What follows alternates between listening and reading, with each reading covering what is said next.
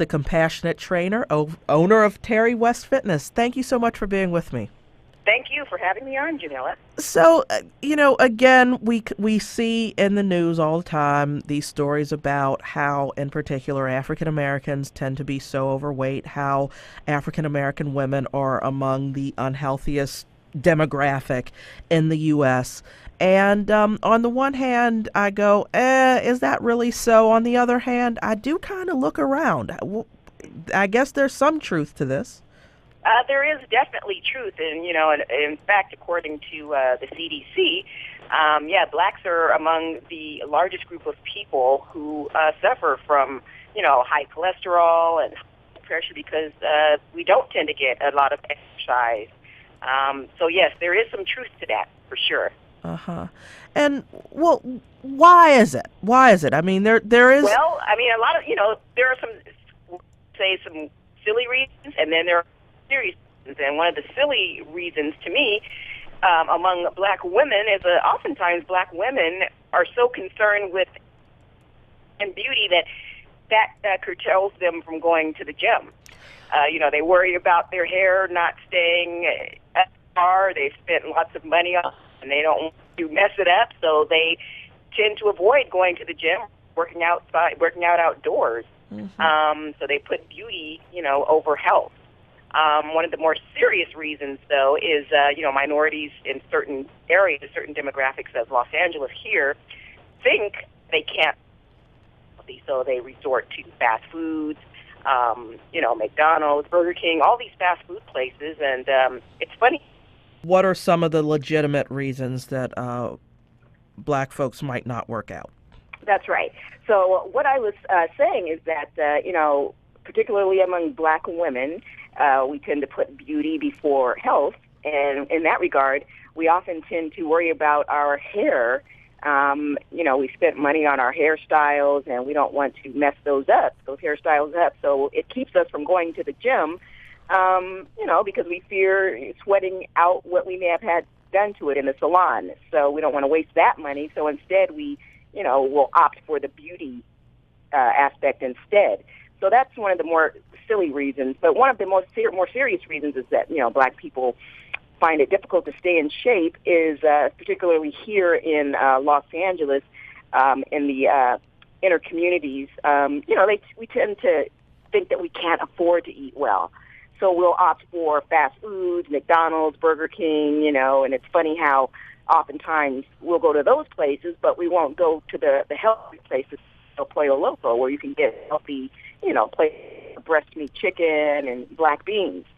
So also, I believe that we tend to think that in the black community it's too expensive in terms of eating fresh produce, fresh fruits, when that isn't the case at all.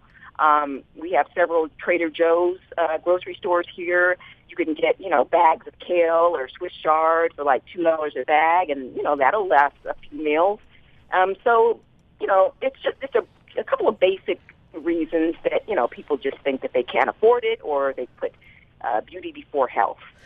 I want to talk for a moment, though, about one of the very real problems that communities, some of them here in D.C. and around the country, do experience, and that's when you live in a food desert, when the investment in time and or money is so great that it's easier to eat from the bodega or the carry out around the corner.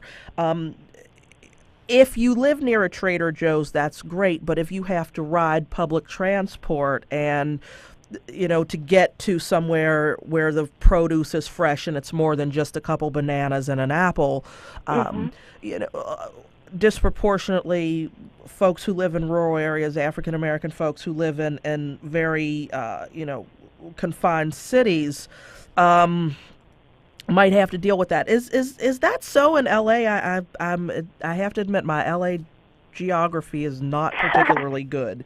It really is not. I mean, if there's not a Trader Joe's, and these fresh and easy grocery stores are popping up, which are really inexpensive, and they have organic foods that are lower in price than, say, if you were to go to a Whole Foods, where things are really, really expensive.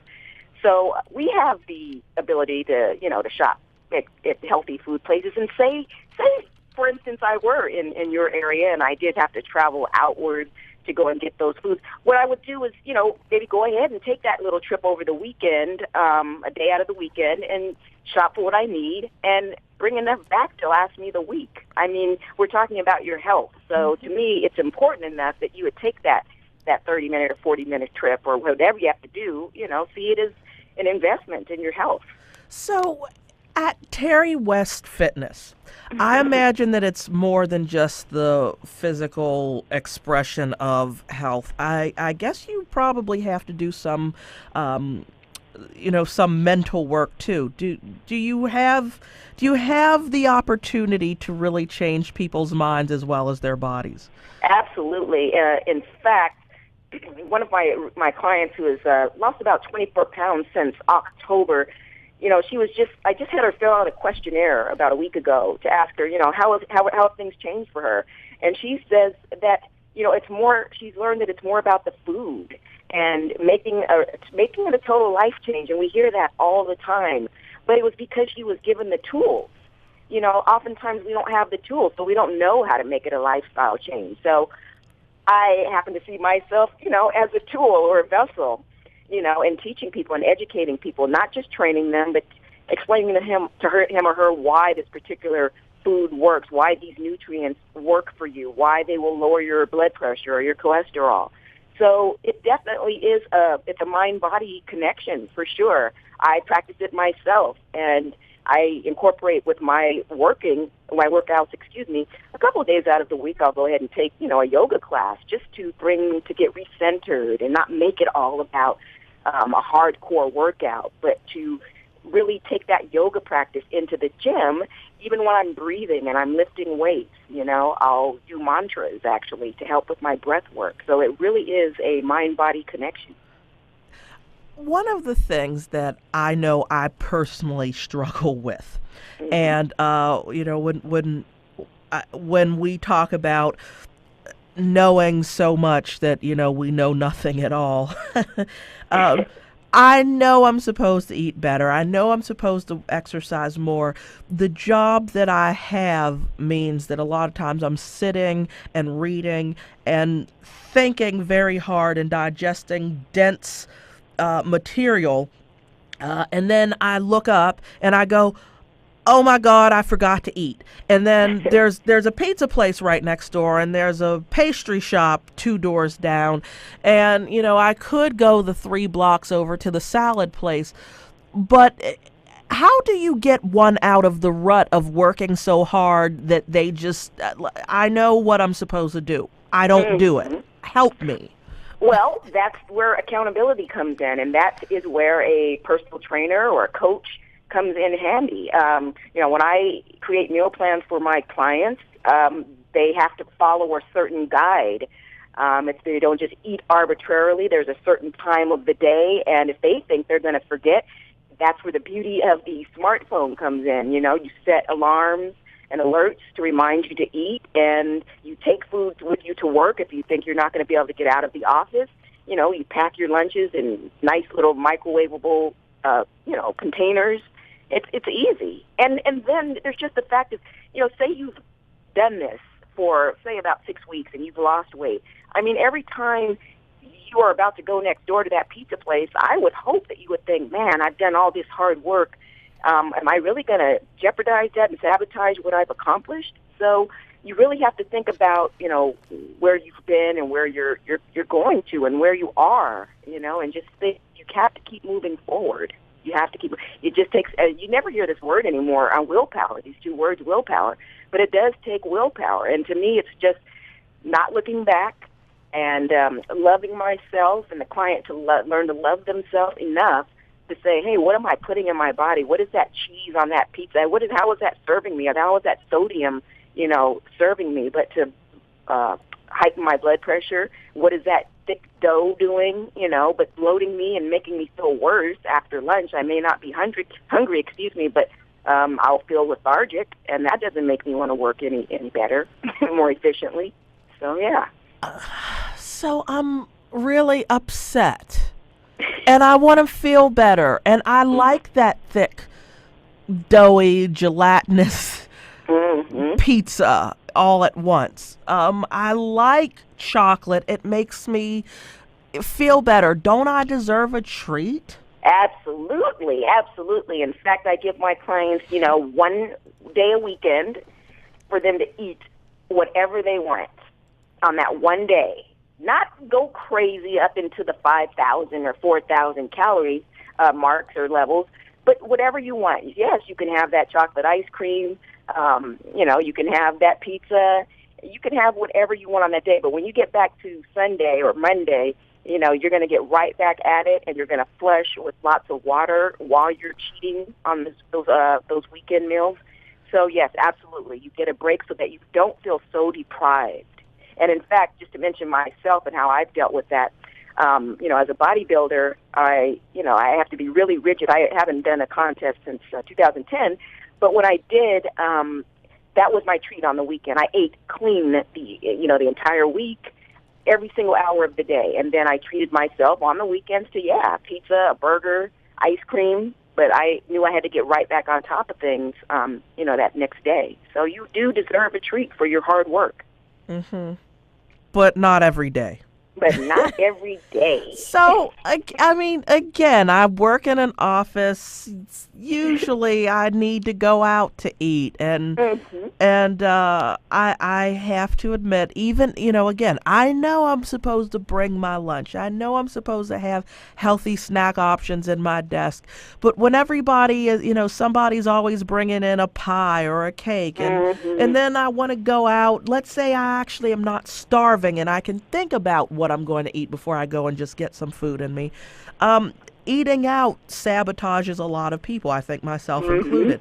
What's a good way to deal with that, particularly if you don't want to be the one to go, oh, you all go out. I'm going to not join you. Well, for the most part, I'm pretty sure. I don't know I've been to D.C., so I know that, there are some places in the downtown area where, I've been that they still offer, a menu with variety, so you can still grab a salad. And why not take it to another level and you be the one in the office who leads by example? Bring your salad, or when you go out to lunch with your coworkers, watch what they're eating, and think to yourself, don't say it aloud, but what are they doing look what they're doing to their bodies? And I don't know if any of your coworkers are overweight or anything, but you just got to think about being healthy. You got to think about all these diabetes and all these illnesses that are coming among black people, and it's really harming us. I mean, do you want to take this route? Do you want to be on medication the rest of your life, or would you rather just opt for healthier foods, whole grains, nuts, poultry, seafood? I mean, just balance. What's more important to you? So I really don't have many excuses that work here. That's right. Absolutely not. There's great food everywhere. There's junk everywhere, but there are healthy options. I mean, no doubt. They're everywhere. Especially with, the Let's Move campaign and Michelle Obama. That is like, if that doesn't motivate you, and help you and your child, you have to be an example for your children these days, and getting them on the right healthy path. And I'm so happy with Michelle Obama's Let's Move campaign there in D.C. Excellent. So you are the compassionate trainer. How do we look you up if we need some inspiration and might be near to you? Oh, absolutely. You can email me at Terry, Terri, at terriwest.com. That's TerriWest.com. And you can go to Facebook and type in The Compassionate Trainer and join my Facebook page. And there's a lot of inspiration and motivational tips there. And you can reach me on Twitter at BAFitTwit. BAFitTwit. The Fit Twit. That is the coolest handle ever. Oh wait, no handle. That's CB. It's modern. That's the Twitter handle. Yeah, Twitter handle. Breaker. I want to thank you so much for being with me, Terri West, the compassionate coach, and it's been a pleasure.